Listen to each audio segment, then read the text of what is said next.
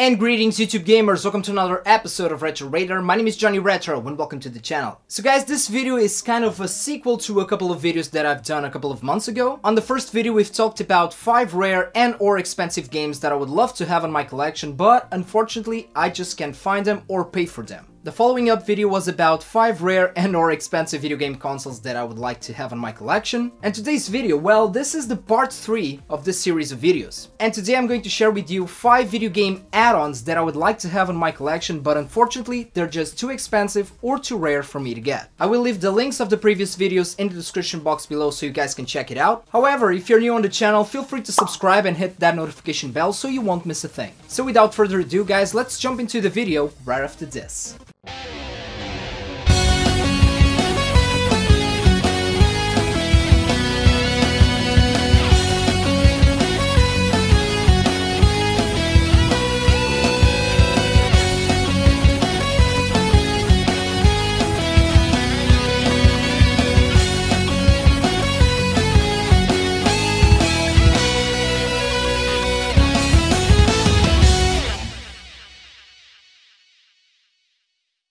So, number 1 guys, and as a huge Mega Drive collection, I'm really missing a holy grail here. And it is the 32X. I still don't have a 32X, to be honest with you, it is a system that I didn't play a lot back in the day. When the add-on was released, I mean, I was already focused on the Sega Saturn and the PlayStation, because yeah, the 32X is an add-on, okay? It is not a system. But now as an older guy, as a collector, you guys know that I'm a big fan of the 4th generation of video game consoles. I would love to have the 32X. And I know that it is not technically rare, but it's getting high in price. And the library on the 32X, I know that it is not the most appealing one, but there are still a couple of good titles to be played on it. And let me know in the comment section below, guys, if you have a 32X and what do you think about this add-on. So yeah, my number 1 pick, the 32X. Now, speaking about Sega, well, my favorite console by Sega is of course Sega Mega Drive. And when it comes to the Mega Drive, I'm a huge fan of the second model, the Mega Drive 2. A big part of it is because of nostalgia, because it was the very first system that I saw, and I honestly think that it is more appealing. You know, it's just my personal opinion. I have my original Mega Drive 2 completed in box, of course. I also have the Sega Mega CD Model 2, and this redesign of the Mega CD, I mean, it works better and is better built compared to the first model, but it was actually made to match the Sega Mega Drive Model 2. So I have these. I also have the matching classic controllers. I have the matching 6-button controller. However, I'm missing the power base converter too. Because yeah, there was a second version of the power base converter. Now the first model right here, I mean, it is pretty common. I remember that a lot of my friends had it back in the day, and it is still easy and cheap to get. And you can use this one on the Mega Drive Model 2. However guys, Sega did release this bad boy right here. So what this is, you know, a power base converter, but to match the Sega Mega Drive Model 2. But unfortunately to me, this one right here is rare and expensive to get. I'm not kidding guys, I mean, go on eBay and see the prices for this one. I mean, this is more expensive than the actual machine and the Mega CD. And I did had a chance to get one of these a couple of years ago for a good price, but I didn't pick it up. It's just one of those things, you know, I never thought that this stuff would get so much high in price. So yeah, it is what it is guys. My number 2 pick is the Power Base Converter 2. Now let's skip Sega and talk about Nintendo. Now I didn't grow up with the NES, but the NES truly is my favorite home console by Nintendo. I love this machine, I'm a big fan of the NES, I mean we all love the NES, come on. And there were a lot of add-ons for the NES, but there's one that I would love to have in my collection. It is kind of a cliche, I know, but I would love to have a R.O.B, the robot. So in case you don't know guys, R.O.B was a robot that was released for the NES, and it was an add-on that a robot that played video games with you. A robot from the 80s that plays video games with you.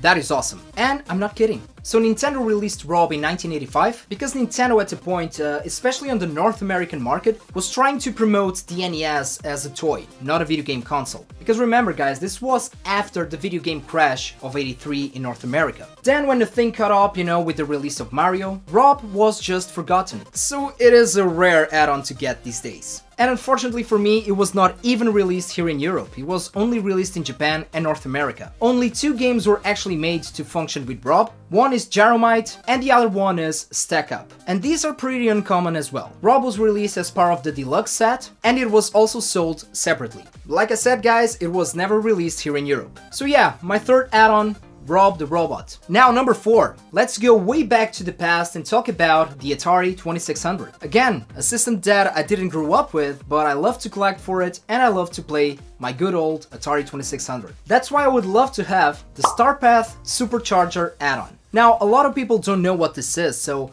what this is pretty much the 32X of the Atari 2600. It is a peripheral that enhances the capabilities of the Atari 2600. It multiplies the RAM of the console almost 50 times. See, what the Supercharger does to the Atari 2600 is that enhances the RAM of the system. The Supercharger had 6 kilobytes of RAM, while the Atari 2600 only had 128 bytes of RAM. So it was a big thing back in the day. Only 12 games were actually released for this peripheral, and 2 of them were mail orders only. So yeah, they're a little bit hard to come by. And get this, the games are cassette tape games, which was a pretty common format of media back in the day. So yeah, you need one of these to play your Supercharger games. So this peripheral is not technically expensive, but it is rare, it is hard to get, and it is worth it to get because the games are actually very good. And another very cool thing about having one of these today is because there's actually a big homebrew community for the Supercharger. So yeah, people are still making games for this add-on. So number 4, the StarPath Supercharger for the Atari 2600. Now my final pick, guys,